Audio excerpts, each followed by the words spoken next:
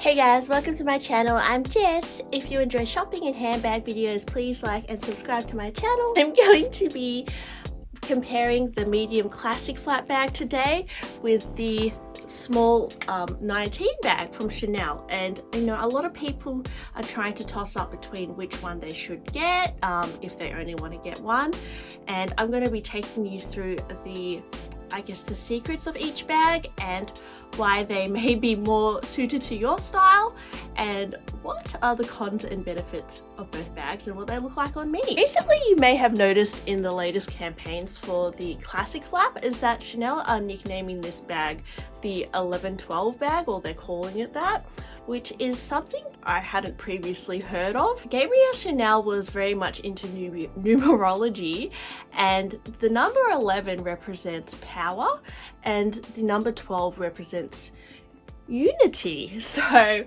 that is why this bag is called the 1112 bag. The bag also contains 12 secrets, guys. 1112 bag originates from the 2.55 bag, created by Gabrielle Chanel in February 1955 with the Mademoiselle turnlock and the bourgeois chain. Lagerfeld introduced this bag in the 80s. He was inspired by the 2.55 bag and he revamped it by introducing the CC logo and this leather chain. Gabrielle Chanel always liked to wear chains and that sort of thing. She thought it empowered women. This bag also has many secret pockets on the inside. Points de bride. This bag has stitches which actually secure the inner bag to the outer bag. Pique return, so it's constructed from the inside out. It is absolutely iconic, guys. There are many features to this bag which are very unique and, you know, tell a little bit of a story. So we have the zipper up here, which was rumored where Gabrielle Chanel hid her love letters from Boy Capel. We also have the Mona Lisa smile pocket where Gabrielle Chanel kept her little tips, and the CC clasp. Actually, this was the first bag yet to feature the CC clasp. We have the interior pockets. So we've got this front pocket here, as well as a lipstick holder pocket and some other slip pockets in the back. This part here is not actually a pocket. That is just where the flap for the inner bag is. And there is quite a process to flipping this bag inside out in the final stages of crafting it. It is quite a skill to do that. As I mentioned before, there is some hidden stitches just here that secure the flap and the outer bag together. Now this bag can be worn multiple ways. I even like wearing it with the chain inside like this, and I sometimes even flip the chains under the pocket here and carry it just as a little clutch bag like that. That can be fabulous for the evening or when you just want to carry it, you know, top handle. You can of course wear it with the two chains together. I think it makes a very trendy looking shoulder bag this way. So just up like this is very stylish. I also like to wear it with one chain on the shoulder. A lot of people try and wear this crossbody, but it does sit quite high. So the classic flap is quite high. It hits right above my upper waist, but I do have a shorter torso, and so for me this is not too bad, but for most people who have an actual chest, this will be quite an issue and quite uncomfortable to wear as a crossbody. So it's definitely more of a shoulder bag like this, or I think Gabrielle Chanel often wore her bags on the crook of her arm like this and just let it hang like that. Very kind of nonchalant and fancy. So I would say this is definitely a little bit more of a sophisticated style. It's definitely more of a dream bag that would be something that transcends time. It's something that you could pass down to someone else in your family. As opposed to say the boy bag or the 19, it has that kind of appeal to it more, I would say. And you know, there are many vintage versions of the classic flap as well, and an array of different sizes. So yeah, in terms of the medium size, I will say that it doesn't really fit as much as, say, the 19 bag. It may look big, but because it has the double flap construction, you probably could only fit, I'd say, a card holder, your phone, a little bit of makeup, and your keys, and that will be done. Because if you overstuff this bag, you don't want it to affect the gussets on the sides and that sort of thing. I think if you get it in a caviar leather, it's quite durable for day to day, but the lambskin is absolutely gorgeous as well, and very soft and supple. So I think the classic flap, you can't go wrong, although I would say it has that kind of ladylike elegance to it, which a lot of people can't really relate to and find very kind of more challenging to style. The 19 bag comes in, and the 19 bag, it definitely has more of a masculine feminine contrast.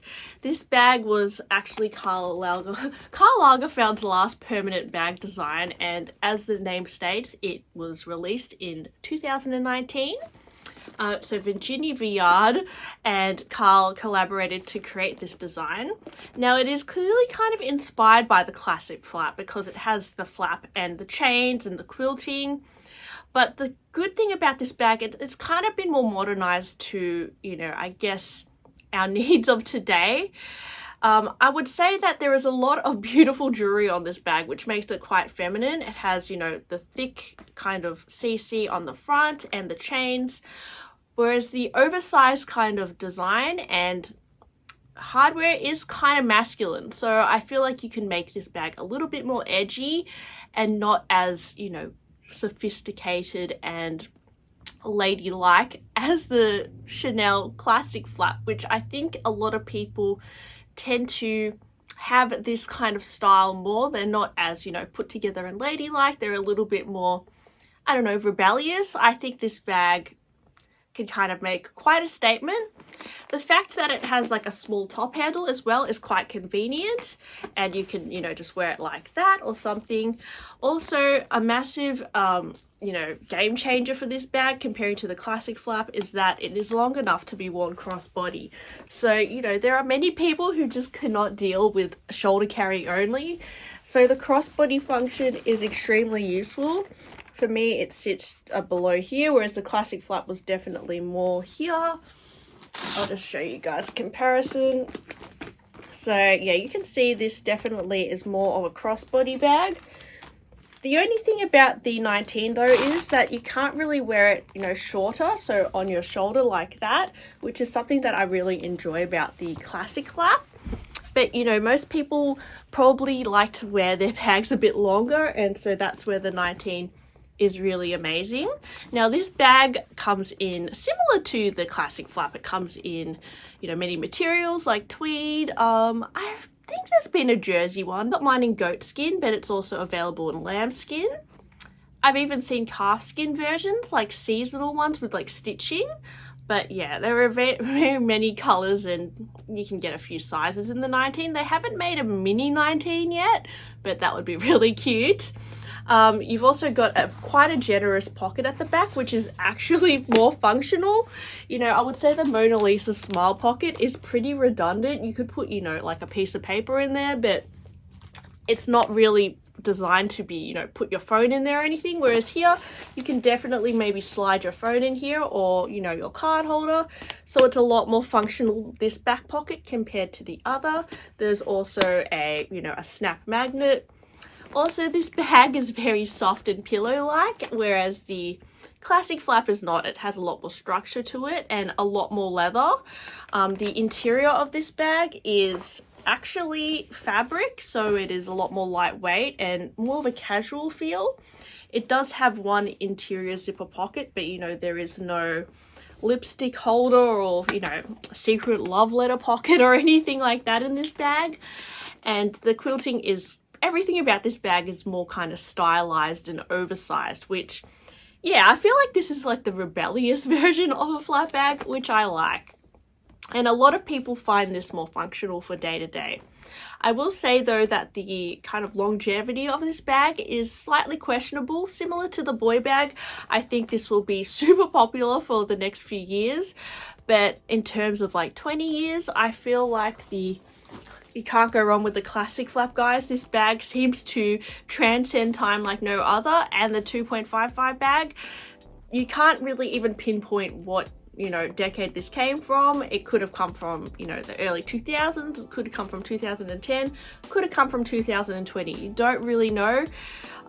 Similar with the 2.55, it is kind of like always out there, but the 19 is a modern day design, so whether it's gonna be something that is still, you know, that classic look in the future, I don't know if it will be, but in terms of usability, I think it will kind of suit people's modern day lifestyle a little bit more, it being softer to wear, the crossbody function, and the overall styling of it is a little bit more casual and laid back.